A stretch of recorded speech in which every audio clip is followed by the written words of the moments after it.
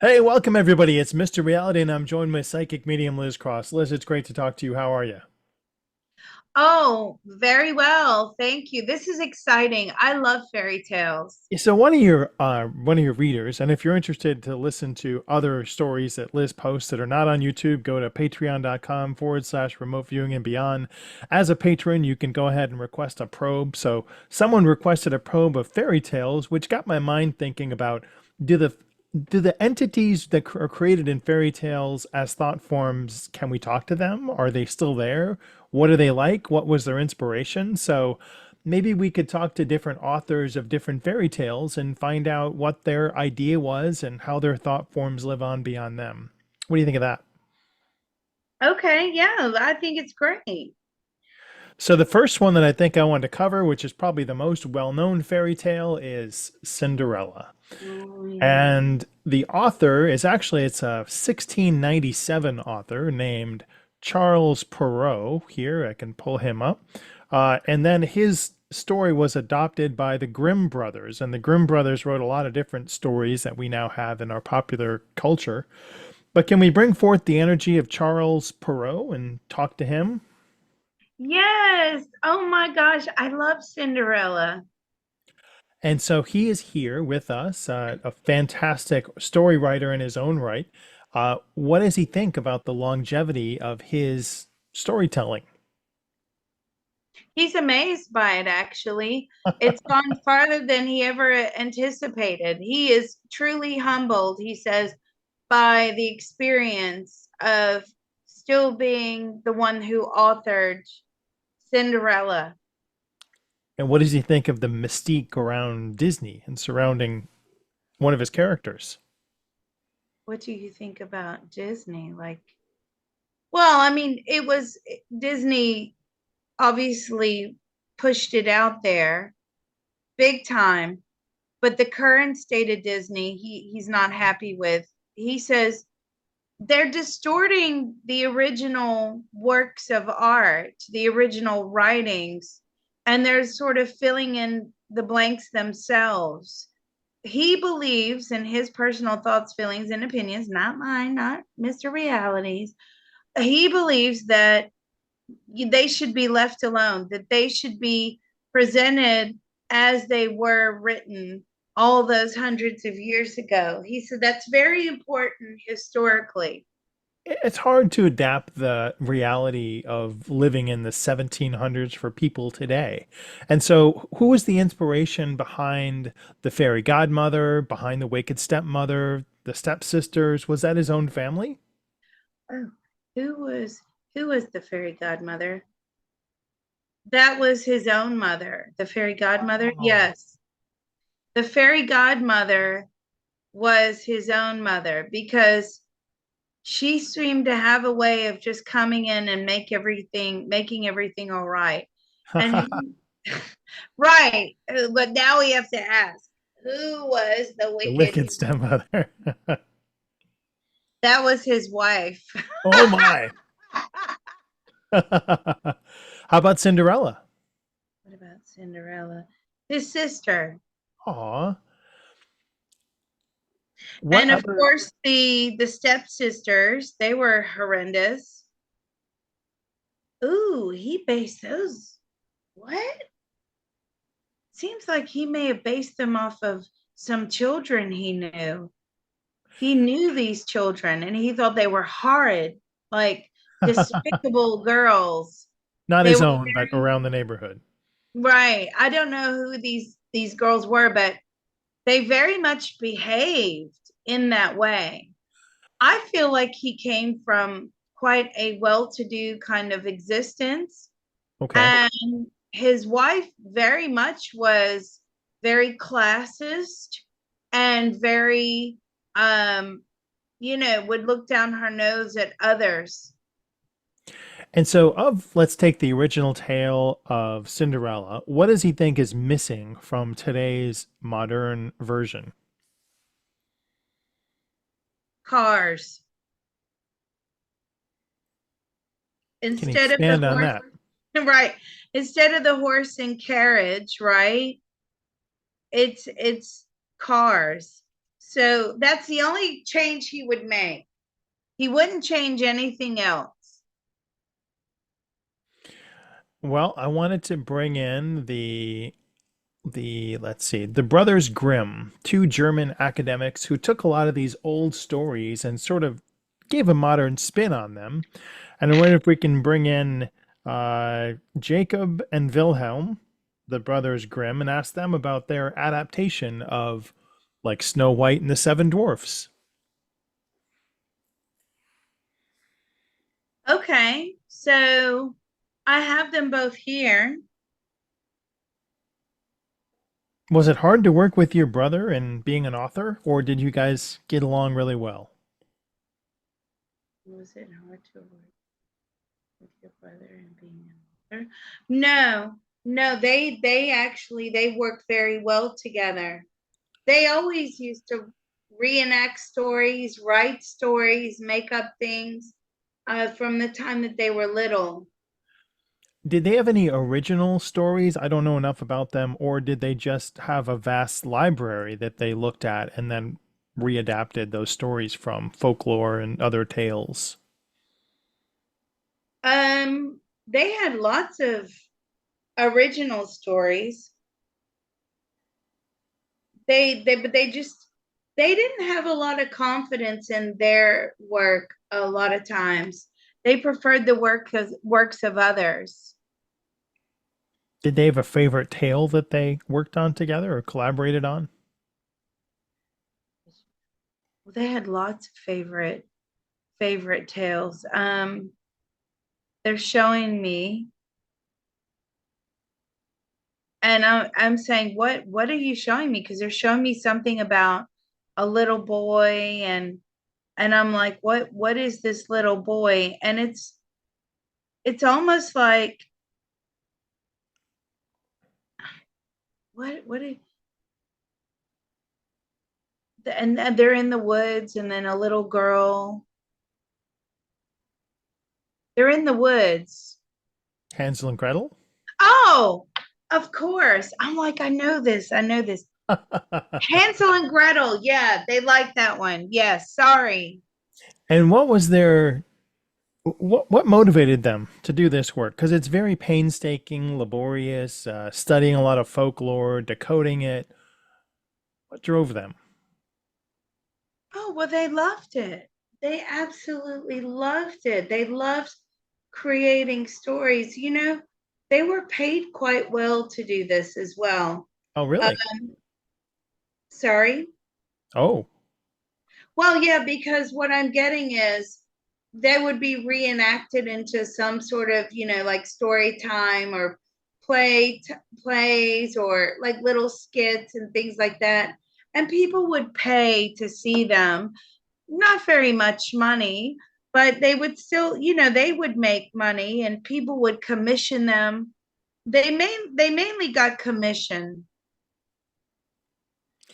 and how many times had they been together in other incarnations? They're always together. Always. Are they Uh still together? Very much so. Yes. And Are in they some lifetimes, they're twins. are they incarnated now? No. What would they write about today? What would you write about today? They're showing me. They're very sort of visual instead of audio. Oh, I like that. I'm a visual guy. You are a visual guy. They would write about war and how children are perceiving war. So it would be from the mindset of the child, like war is scary, war is unnecessary. If boys and girls would just play together, that's all we need to know. Like boys and girls play together. And it's the solution is simple. And what do they think about the war that's happening now. And, historically, we go through war, and that's kind of the nature of the human beast. So, how can we avoid that in the future? It's about the mindset. If people just change their mindsets, then you wouldn't have war. What other parables would they like to write about? Lots of different things. Like they would do things like going to the beach or how you avoid sex traffickers. I'm like, right, because Little Red Riding Hood, with the big bad wolf, you would turn it into modern day things like, be careful of the sex traffickers or Oh, uh, yeah. don't do drugs, things like that. So the problems are very, very different. I'm like, well, did you have drugs like back then? And they're saying, no, it was mainly alcohol, but people really frowned upon overconsumption of anything back then, food, alcohol. It was just seen as an unnecessary greed, but now in today's version of the fairy tales, they would have to write it in such a way like, the drug dealer is the wolf and you know, Uh, what or are maybe they? even the three little pigs, the three little drug dealers are gonna come blow your house down because and they're so funny because you haven't paid or silly stuff. I'm curious what they think is missing in modern storytelling, like in movies or in storytelling of series arcs on streaming services. What do they think is missing today? The plot. That's so funny. They They think don't we've they don't shied like away it. from that.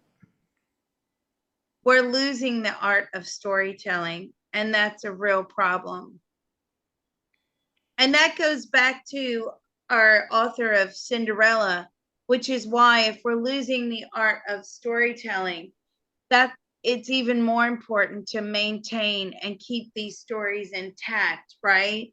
Because if we lose this art of storytelling, they're saying to me, kids will have to draw back or refer back to these original tales.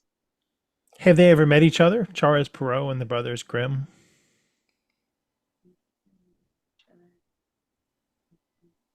No. Well, I hope they can grab a cup of coffee together. Maybe.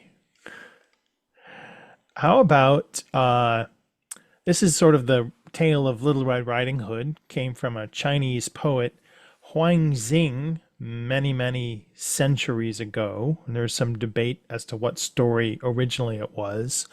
I wonder if we could bring in this. I don't have a photo of Huang Zing, but is there an original author to the Little Red Riding Hood? Is there original author to Little Red Riding Hood? No, this is a bunch of stories thrown into one. All right, so it's not really anyone home there. How about, let's can't open that. How about Aesop, an ancient Greek storyteller responsible for Aesop's fables like the tortoise and the hare, and a lot of other stories that we still have today? Can we bring in Aesop? Oh, yes, I have Aesop here. Wow. Aesop, Okay, how are you, sir? fantastic. So happy to be here. How does he feel about the longevity of the stories that he wrote down? Again, he's just like overwhelmed that they've lasted so long. He had no idea. What's his feeling about that? He's honored and he is just so excited when anyone, starts getting into his stories. Does he feel like he made up his fables on his own, or did he draw from earlier papyruses or scrolls about these stories and adapted them from his era? Did you adapt them from your era? No, I feel like were they from the scrolls? Not really so much. Sorry, we're having a storm here. If you're wondering what that noise is in the background, you Buckle don't down want, the hatches. yeah, I don't want you to think like the ETs are infiltrating the recording. Here they come with their spaceship. They're coming to take Liz and Mr. Reality away. Um, no, they weren't from scrolls. He's telling me they were from just observing people. Wow. So, who was the origin of the tortoise and the hare? Because he basically says the one that is, even though they're slow, as long as they're diligent, passionate, precise, they're the ones that are going to end up winning in the end. They're patient. The impatient people, the ones that just want to hurry up and just be fast and that's it, they always lose. Which one was he? Patient. Who were the contemporary? I think he had, did he ever, I think Aristotle? Who was his contemporary around that time? Uh, Aesop's fables can be found in ancient sources, including Aristotle, Herodotus, and Plutarch. Did he know Plato? Did you know Plato? No. Has he incarnated how many times since Aesop? Since Aesop, how many times have you reincarnated? Ooh, at least 50. What are his ideas about modern storytelling? Does he keep aware of that, being an author? What are your ideas about modern storytelling? See, they're all like, they don't like it. They say it's not really storytelling. It's almost like they're creating things that are addictive. And they said, don't they know that storytelling is addictive? Right? If they're good storytellers, the audience will be addicted anyway. The problem is they're trying to find the trends. They're googling. He's telling me. Well, he didn't say Google, but they're researching like, oh, what's the hottest thing? What is seen as trendy, even though it has no quality, no substance.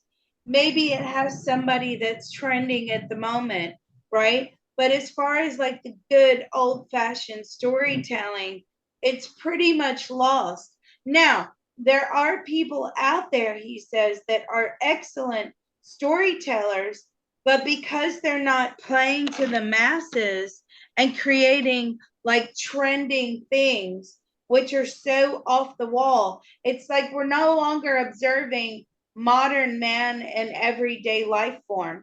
Now we want to make it all fantasy, make it all like this fiction that's so far removed from the human experience. And so those that are writing in the human experience that are excellent storytellers, they don't even get an opportunity. Was he a slave in his life as Aesop? Were you a slave? No. Is a storm coming here too? I think you sent it over. Oh, What does he think about artificial intelligence and its ability to write and concoct a story? what do you think about artificial intelligence? It's bogus. It's not coming from the heart and the soul. And so, what does he think the evolution of storytelling is like over the next 20, 30 years with that crutch? It's a dying breed. It will become a thing of the past.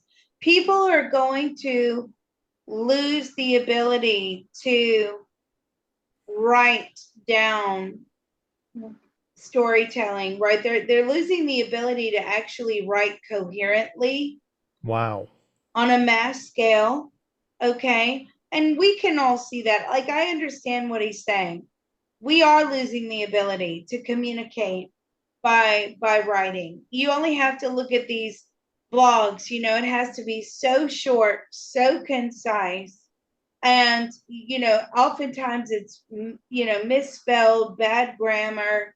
You don't even know what it is. You can't make heads or AI tails. is leaning that way too. It says, "Hey, let me help correct and make a better letter for you."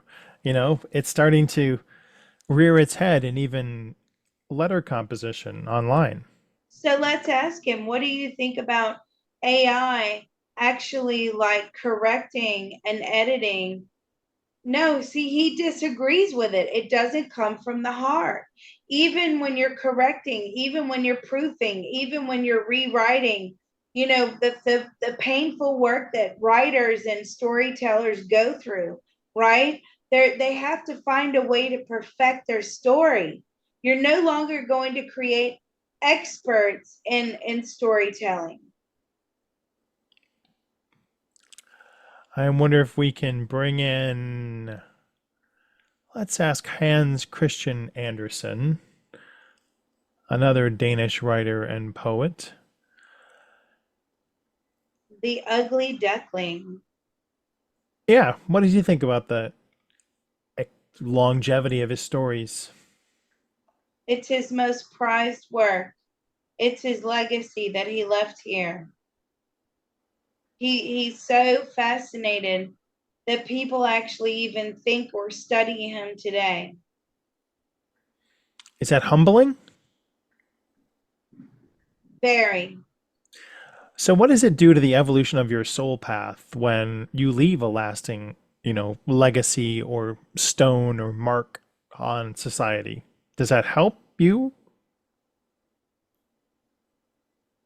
What do you think? Like when you're in the spirit world, what do you think about leaving a legacy like that? Well, it's quite fascinating. I mean, the body dies, right? The person dies.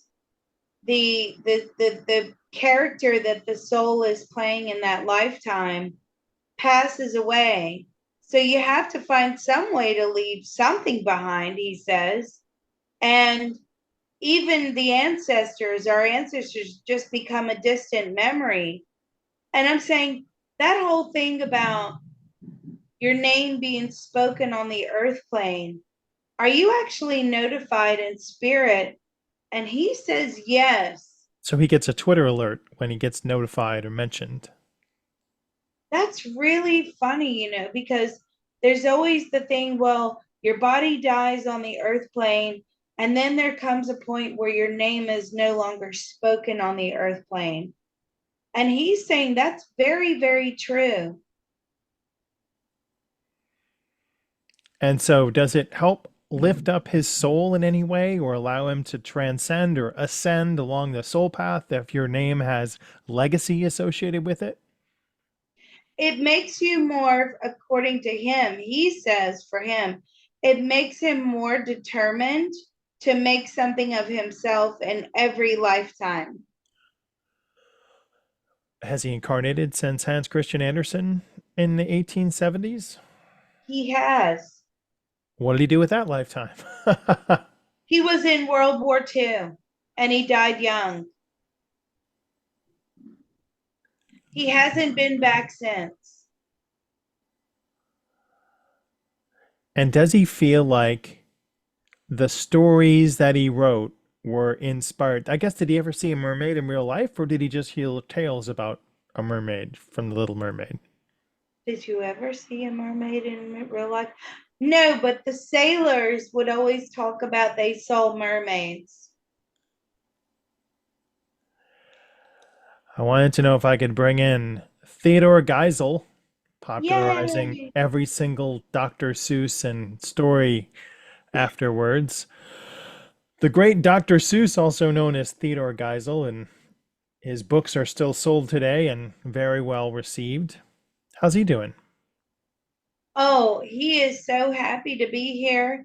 Wow, I love Dr. Seuss. I love reading Dr. Seuss books to my kids. So he had a lot of great stories, and the older we get, we realize there's still so much in the stories that he shared with us. So, what was his inspiration behind stories like The Cat in the Hat?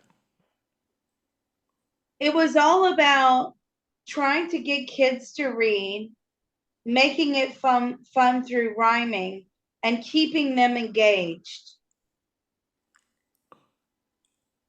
And he You, says that's how you do it, through comedy, through yeah, he laugh. was ahead of his time. Really? I mean, he was. Oh, some of his books are just so funny. And my kids want to read them over and over and over again, right? Which I love because every time you read, there's a walk it in my pocket at least 1,000 times. It never gets old. Who was his inspiration behind the kids in The Cat in the Hat? Sally and Conrad. His niece and nephew. What's he think about the long-lasting legacy of Dr. Seuss, and where'd that name come from? Where did the name Dr. Seuss come from? He just made it up. He wanted something silly, and he just thought that would be something silly. Um, he liked that name, and it was very sort of nondescript as well. He just liked it. I mean, he liked the it was his middle name. But it was funny. It was funny to him.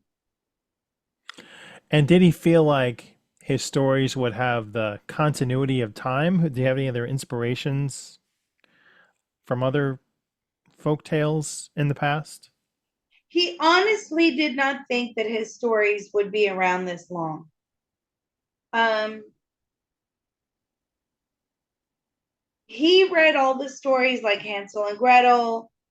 He read all those fairy tale stories, but he wanted to move away from the fairy tales. This wasn't even about teaching lessons in the books, right? This was just about learning and being funny. And the Lorax was made into a movie. So, what inspired him to write the Lorax and address these more complex themes of environmentalism? It reminded him of his cat. His cat was very peculiar, he says. What would he like people to take away from the Lorax? He says as long as people are having a good time and they're entertained, that's all that matters to him. And they're interested in reading. That's the most important thing. It's that you want to go back again and again and again. Does the Lorax have like a consciousness or a thought form energy?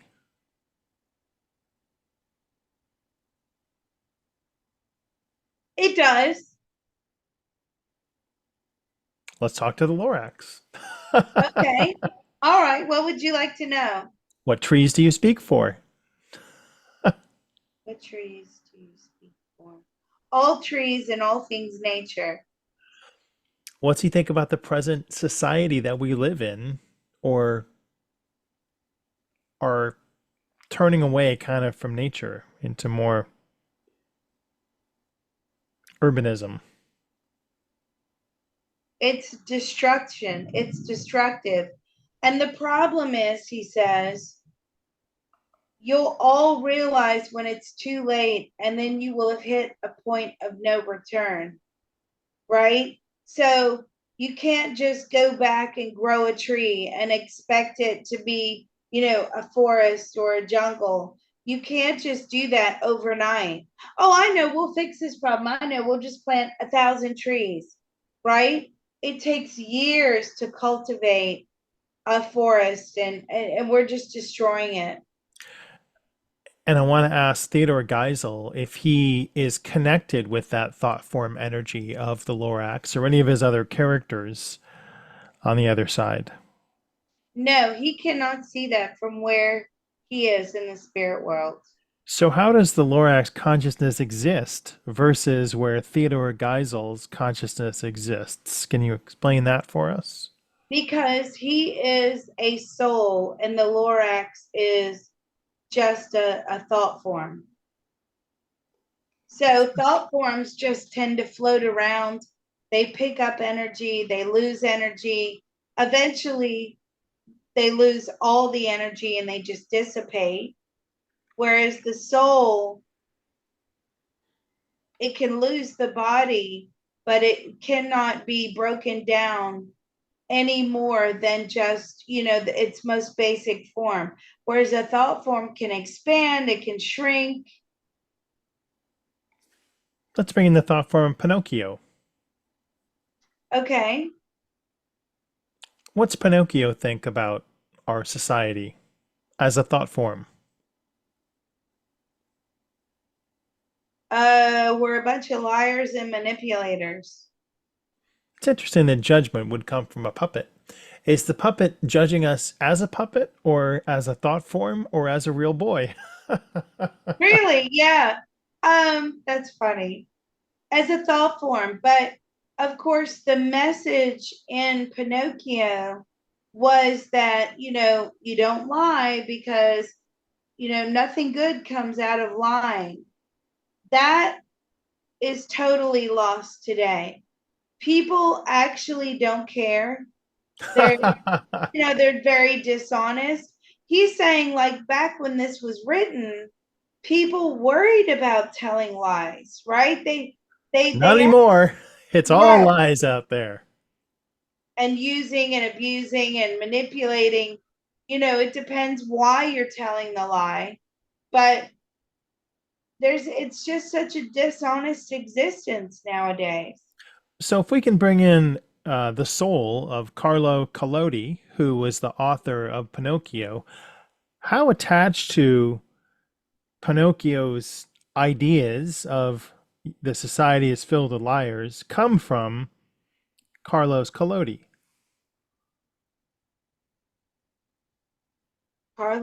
Sorry, repeat that question. So the author, I want to know how many of Pinocchio's ideas are coming from the mind of the author. Does he feel that same thing against current society?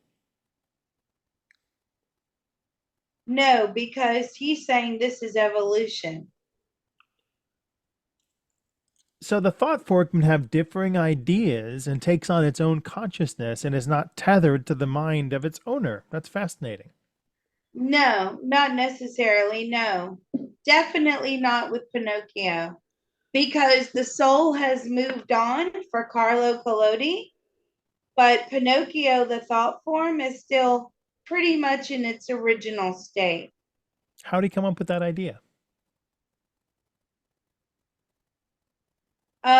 Somebody had ripped him off and they had lied about it. So he wanted to create this story in the community, right? Basically saying it's not good to lie. The community were reading the story, or he was telling the Was the story. guy's name Pinocchio, or did he change the name to protect the not innocent? What was the guy's name? Pinocchio? No, no, it was actually something like Mario. What did he take from him? He took some money. He paid him money to do a particular type of job, but he never followed through on the work. And then when he would ask him, when are you going to do this work? Um, all these lies and excuses. That Now, sounds like bear every in painter mind, that's ever come to my house. right, exactly. What's he think about the longevity of his storytelling? He's very surprised by it. And Who was he expresses gratitude. He's thankful. who was Geppetto in his inspiration? His father, How many times has Carlo Collodi incarnated as a human being? 500 plus. And what ladder of the soul evolution steps is he on? Now what are you on? He's three going into four. What needs to be accomplished in his stair step up to get from 3 to 4? What lesson needs to be learned? Because I think a lot of people out here listening, even though you don't know it, are stuck on 2, 3. That's true. Most people are in their twos and threes. Um, he needs to he's ruled by a lot of fear. He still has a very fear-based existence, and that's something he needs to overcome. But each individual soul is different. And what did he do to overcome his step from 2 to 3? If he can recall long those many centuries ago.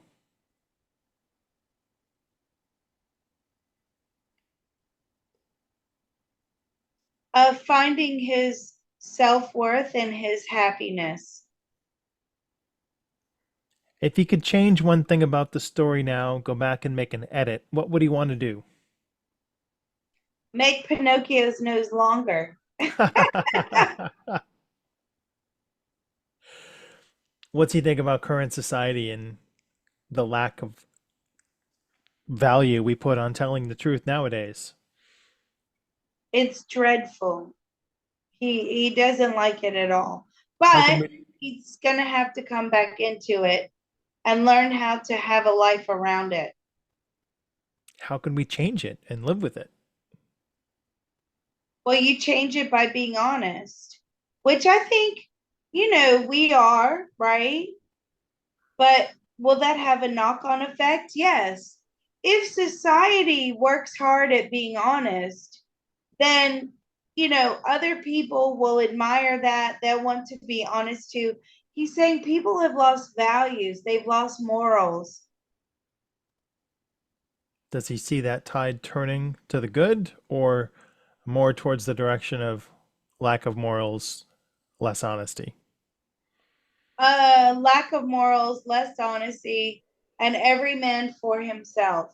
We're no longer going to operate as a collective going into the future, right? It's going to be very singular, and whereas before communities were mostly cohesive, they were strong, they were dignified. He's telling me as we're going 100, 200 years out in the future, he says for the most part people will just be only think of themselves. Was this idea original idea or was it a channeled psychic impression to have Pinocchio's nose grow? It was not a channeled psychic impression. It was really an idea that he had. And how can he teach a lesson within the community that lying is terrible? I'd like to thank all the authors and I'd like to thank Liz Cross for suggesting this and the patron that decided to suggest this inspiration. Thanks everybody for watching and listening. And Liz, I had a great time. Thank you. I did too. Thank you.